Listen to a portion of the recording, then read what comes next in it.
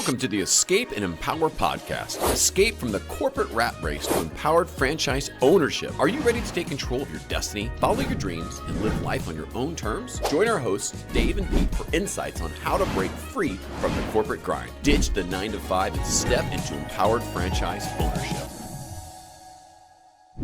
Good morning. Welcome to the Escape and Empower podcast. My name is Dave Greenberg. I'm here with my co-host, Pete Gilfillan. Good morning, Dave.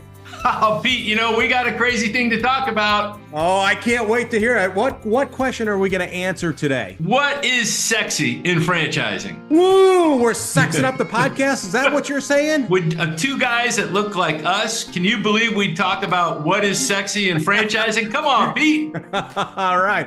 I think they're going to say you, or no, they're going to say me, or actually they're going to say both of us. Well, how about if we not focus on the sexy us and let's just talk about what the heck is sexy in franchising?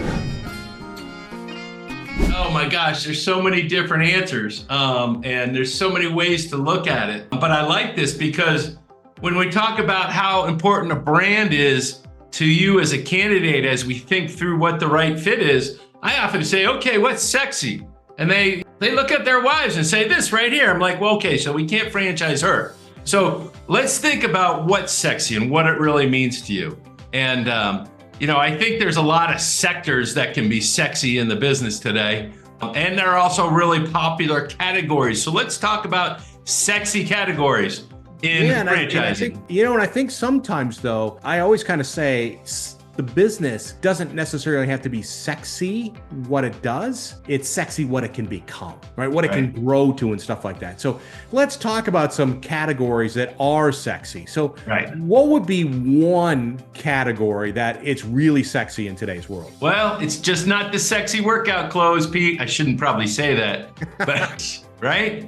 Health and wellness, self-care, man. I think that's incredibly sexy because you're taking care of yourself, you're eating right, you're losing weight, you're getting a massage, you're helping people focus about what makes them feel good, what makes them look good. And that is awesome because you feel sexy when you finish a workout. You feel sexy when you come out of another wellness routine. So I love the sexiness of health and wellness, self-care. When we talk about health and wellness, a lot of times people think about, oh, well, if we have a recession, that's terrible business. But it's the exact opposite. When we talk about owning a business, and specifically in the health and wellness space, is that irregardless of what happens to the economy, irregardless if we are having an election, irregardless of what is going on in the world, bottom line is people want to control the things they can control. I can't control the economy. I can't control my job. But what I can control is about how I feel about myself, how I look, how I feel. And so that makes it darn sexy to me. And you are, in a lot of ways, helping people make a difference in their lives, helping them become better, right? If I'm doing a Pilates class, I'm helping people increase their core strength. So maybe they fall less. They basically they're leaner from a standpoint. Or it could be something like my wife, she loves to get her hair done, right? It makes her feel so good from that standpoint. Heck, I'd spend any amount of money to make sure that she gets whatever she wants from a standpoint of hair care. It makes you feel sexy, but you know what? There's a real sexy piece of health and wellness. Recurring revenue. Recurring revenue is sexy. Nothing better than managing a churn. Subscription-based model where it delivers you recurring revenue. You're really starting to look at the stickiness of the revenue itself, and you're thinking about the people in the business. They're not in there for a job. They're in there because they love what they're doing, whether they're licensed beauty professional because they've invested in their trade and they want to work at their trade, or they have a Pilates or yoga instructor because that's their passion. That recurring revenue and that level of professional employees in that business is super sexy to me. Well, they're huge industries, right? When we talk about health and wellness, it is one of the largest industries because there's so much demand for it, whether it is weight loss. I think about like cool sculpting, right? This idea that you can sit in a chair, watch Netflix, and over a couple hours, they melt away your fat cells permanently. Yeah. Right? Yeah. Sign me up. But Yeah, it's just health and wellness is so sexy, and we continue to see more growth, more different modalities. Think of infrared saunas, that all the great benefits. So health and wellness is sexy. What else is sexy? What's another sexy category? Well, thinking about my marketing days, there's a difference between a need and a want. Wants are nice to haves. I get it. It's usually on the outside of a brand, target, whatever thing you're going to do. But when you get to needs-based businesses, essential home services, I just think that's incredibly sexy, because hair grows, but so does your lawn. Roofs need to be replaced. Gutters need to be cleaned and replaced. Glass breaks. Insulation needs to be updated. Plumbing, HVAC, electrical, tradespeople. God, I love them. I think they're sexy. So when you think of home-based service businesses in the essential service world, I think they're as sexy as they come. No question about it. It's that it is a need, and people have to get those things taken care of. Very cool. And to your point, it is essential. It's an essential service. And I think also, as we take about that home services, people that are doing renovations, you get that low mortgage rate, you're at 2.75, and you don't want to sell your house, right? I'm going to kind of stay in there, and I'm going to invest in redoing my kitchen or redoing my bathrooms and stuff like that. So that's even another sector of home services that continues to gain strength. The other sexy piece of this home service-based business, which maybe not require a facility bricks and mortar approach, maybe just a Class C warehouse, whatever 1,000 square foot place to park techs and trucks and have your team work out of. The capital efficiency of the investment, I think, is incredibly sexy. It's affordable. You can really work your way into a business that has a large potential of growth for a moderate investment. Yeah, no question. And you think about it, sometimes people believe that service-based businesses, whether you're painting or doing HVAC work or insulation, that's not sexy. But it's sexy what they can become, right? Because it's, to your point, it's a lower investment. It's easier to scale. You're not capped by the number of seats you have in a restaurant or the number of seats you have for a yoga class. Bottom line is that you have the ability to scale very quickly. So you can start fast, lower investment, and you really don't have any kind of ceiling. So home service businesses are sexy. What would be another sexy industry or category? So something we don't do a lot of work in, fast casual and quick service restaurants. Smoothies, healthy fast food like Clean Eats and a few other offerings in that category. They have solid customer appeal. It is challenging because of the labor pool. It is challenging because of the number of moving parts. But there's some real sexy businesses in the fast casual and quick service restaurant business. You continue to see new different kind of concepts out there. So I do like that. I've always been kind of not a big fan of food. They tend to be larger investments and, for lack of better terms, lower margins because of the high cost of goods sold and a pain in the butt to run, as you mentioned earlier. But right. And we're a nation that's on the go. And so people need to eat on the go. And this is a sector that is sexy because it is a huge industry. It is a need for people. They can be tougher, but it is sexy. There's another category that is sexy because of the business model. There's an important question that we work through with our candidates. How important is community to you? And that's a kind of like a broad question. And when you start peeling back the onion on that question, you get to some people that really want to feel good about giving back. They really want to feel good about caring for others. They want no harm and they want all good in the world. And to them, that's super sexy. And when I start hearing that, I'm like, okay, are you comfortable with, some moving parts? Yes. Are you comfortable with some staffing, skilled and unskilled labor? Yes. Okay, let's think about how we take care of our seniors in senior care. Because with our aging population, senior care and related services are at high demand. No question. Seniors are sexy. Sexy seniors, we'll call them. The bottom line is it's a huge industry, and the supporting of these seniors as our population continues to grow can't keep up with the demand. Or simply put, supply can't keep up with demand. And so that's why we see so much effort going into providing services for these seniors. And there's lots of different services they can provide. So whether it's my mom needs a little extra help in the house, or she needs help finding an assisted living place or a memory care unit, or maybe just helping clean out her house as she moves to assisted living place.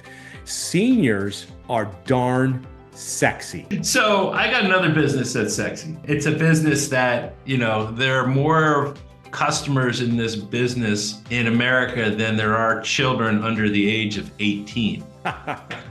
And this sexiness of this business is that their appointments and their requirements happen all the time. Some, they need to eat, they need to get groomed. You need a place to put them when you're going away on vacation. They need to be trained. Their yard needs to be cleaned up. And all that stuff is sexy business, and it surrounds pet care. Is it crazy that there are more dogs than there are kids under the age 18? I think everybody got a dog during the pandemic, including our family, right? Like kids, bottom line is that with pet care, you're going to spend the money on that dog or cat or whatever your pet is, right? And I think about grooming. Let's use grooming as an example, right? It is hard to get your dog groomed. We have to wait a month to get into a good groomer. Can you believe that? A month we have to advance? It's like my wife getting her hair cut. Bottom line is there's so much demand. And then we have to fight for boarding spots. When we are leaving, we have to book at least 6 months in advance if we're planning time away to get our dog into the dog hotel. It's one of the important categories. We talk about health and wellness. We talked about essential home services. We talked about fast, casual, quick service restaurants, senior care, and pet care. When we're thinking about what's sexy, from an investor standpoint, from a financial potential standpoint, from a support standpoint, from a stability standpoint, there's all sorts of things that you're gonna find that are real sexy in the franchise investigation process, because you're falling in love here. So why not fall in love with something that's sexy when it comes to real draws from an investment standpoint? And so if I'm making sense to you, Pete, what is an example of what's sexy from a financial potential standpoint of a franchise? Well, I think when we talk about this, it's like trying to find a partner that you're going to marry, right? You're looking for what's sexy about them. And from the standpoint of this, as we look at different businesses, the first thing is that for me, the most important part is I got to understand, is there profitability opportunities here, right? And that is sexy. I want to see that there is a track record where I have the opportunity to make really good money, because money to me is sexy. I love it. So, money to me is, okay, I need confidence in the support that I'm going to get there. And I need confidence in the training that's going to help me get there. So sexiness from an investment standpoint is my confidence that I'm going to get the help that's there and required to deliver. Now, I understand it's what you see in the mirror that makes it successful. And frankly, that's the most sexiest thing I see. Not really.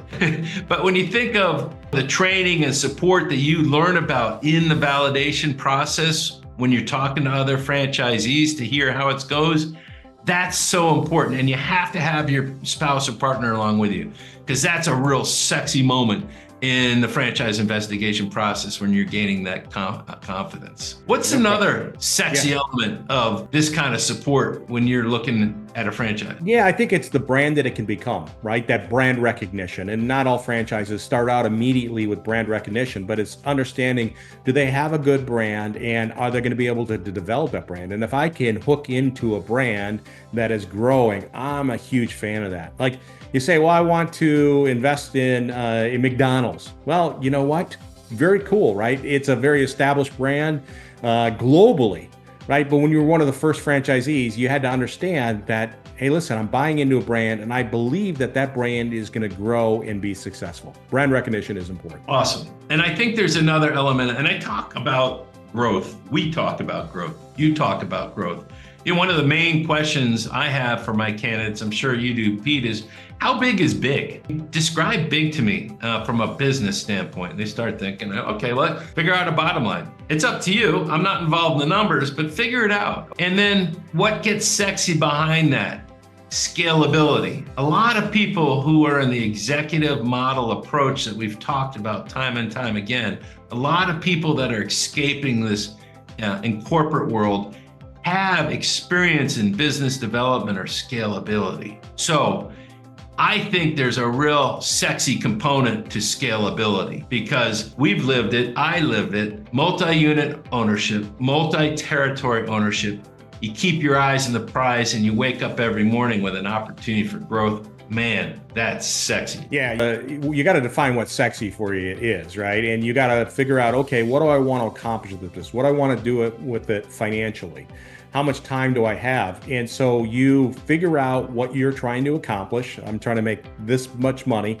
And then you got to figure out how much time and scale it's going to take you. And only you can determine that. But you want to look for businesses that will allow you to scale to where you want to go. So sexy business characteristics, okay, proven profitability, comprehensive training and support, brand recognition, scalability. I don't think we can leave one out, and we call it recession-resistant industry. Now that's sexy. What do we mean by recession-resistant industries? That means if the economy goes up or goes down, bottom line is that the industry continues to go on. And we've talked about today senior care. Senior care would be a prime example where bottom line is that irregardless of what happens, seniors need assistance. And we could talk a little bit about those essential home services, right? I have flood in my basement. I got to get the water out. Bottom line is it's a business that it is a need, it's not a want. And irregardless of what's happening in the economy, they have to be done. You know, if you work with Pete, you get to fill out a 15-minute questionnaire online to get prepared for our consultations. In there that says, how important is brand status to you? And when you get to that, because I think some people are going to come talk to us, when you get to that, I'm going to ask you, does brand status matter? Oh, no, it doesn't. Are you cool with a porta potty business? How sexy is that? I think I could make a lot of money off of it. Okay, we've just redefined what sexy means as you go through this process. So sexy is important as we go through the process. Sexy is important as you talk to Pete or Dave. So if you want to talk about what's sexy in franchising and figure it out if it's for you, connect with Pete at Hire Yourself. Connect with Dave at The Empowered Franchisee. And we'd be happy to explore and have a discussion to see if it makes sense to work together to figure out how sexy can become part of your life as you become a franchise owner. Simply put, we're two sexy guys trying to help executives, couples, basically escape the corporate world and be empowered franchisees. And that's what we get up every day and help people with. I can't wait to see the music they put to this podcast. Thank you so much. All right. Thanks, Pete. Have a great day. Thanks for tuning in to the Escape and Empower podcast. We hope today's discussion has inspired you to consider franchise ownership as a path to leading life on your own terms. Start your journey towards financial freedom and flexibility. Connect with Dave at empoweredfranchisee.com or Pete at hireyourself.com. Until next time.